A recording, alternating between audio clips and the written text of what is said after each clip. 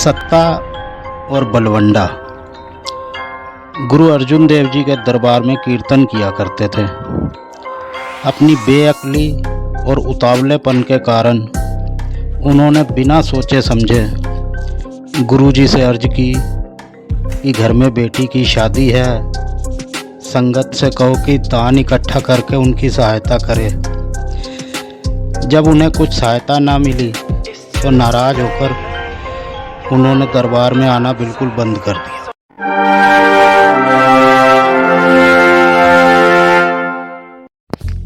तो सलाम, नमस्कार, सत श्री अकाल सबको।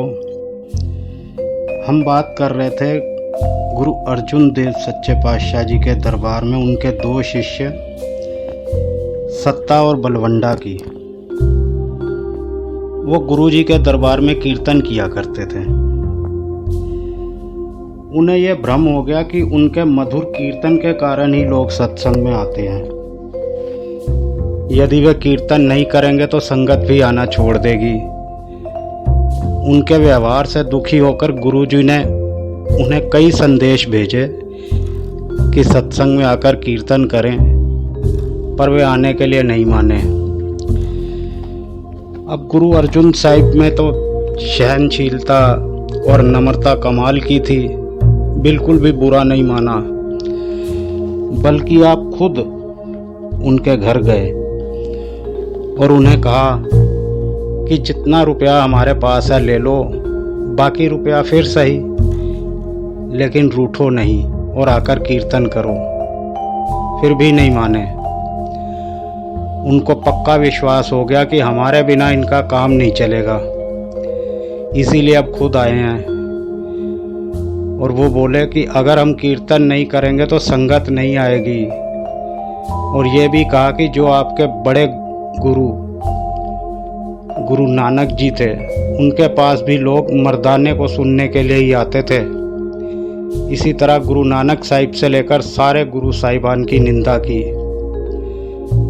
अब गुरु अर्जुन साहिब ने कहा कि आप मेरी चाहे जितनी मर्जी निंदा कर लेते, लेकिन मेरे गुरु सच्चे पातशाह नानक साहिब और अन्य गुरु साहिबान की शान में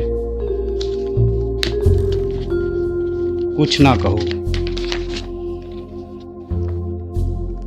ये गुस्ताखी के वचन आपको नहीं कहने चाहिए थे।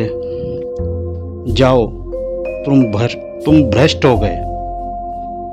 जो तुम्हारा मुंह देखेगा वो भी भ्रष्ट हो जाएगा। जो तुम्हारी सिफारिश लेकर आएगा उसका मुंह काला करके उसे गधे पर सवार किया जाएगा और पीछे लड़के लगाए जाएंगे और गांव-गांव घुमाया जाएगा। इधर गुरु साहिब ने और आदमी बुलाकर कीर्तन करवाना शुरू कर दिया। जब संगत को पता चला तो संगत ने भी संता और बलवंडा को दुत्कार दिया।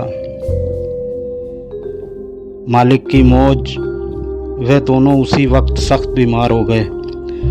उन्हें कोढ़ हो गया और शरीर से खून और पीप बहने लगी। जितना रुपया पास था दवाइयों पर खर्च हो गया। अब जिस शिष्य के पास जाते वो मुंह फेर लेता।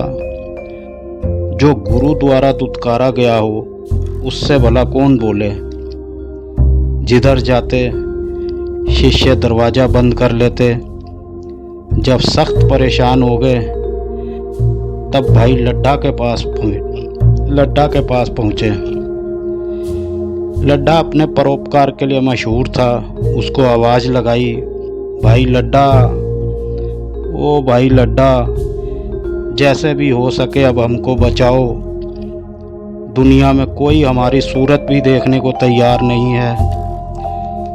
जब लड्ढा ने आवाज़ सुनी उसने भी मुंह ढक लिया और दरवाज़ा बंद करते हुए बोला कि गुरु के दुत्कारे हुए को कौन बर्दाश्त करे।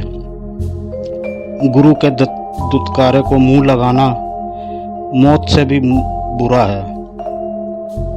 जब उन्होंने बहुत विनती की और कहा कि गुरु की खातिर हमें बचाओ, तो उसने कहा अच्छा, जो कुछ मुझसे हो सकेगा मैं करूँगा, अब तुम जाओ।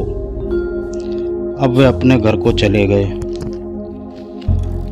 भाई लड्ढा ने एक गधा लिया, अपना मुंह काला किया, गधे पर सवार हो गए, पीछे लड़के लगवाए और गुरु साहिब की शर्त को पूरा करता हुआ गांव-गांव फिरता हुआ अमृतसर आया। जब सारे शहर का चक्कर लगाकर गुरु साहिब की ओर आया तो उन्होंने दूर से देखकर पूछा, ये शोर कैसा है? संगत ने कहा, जी लड्डा गधे पर चढ़ा आ रहा है।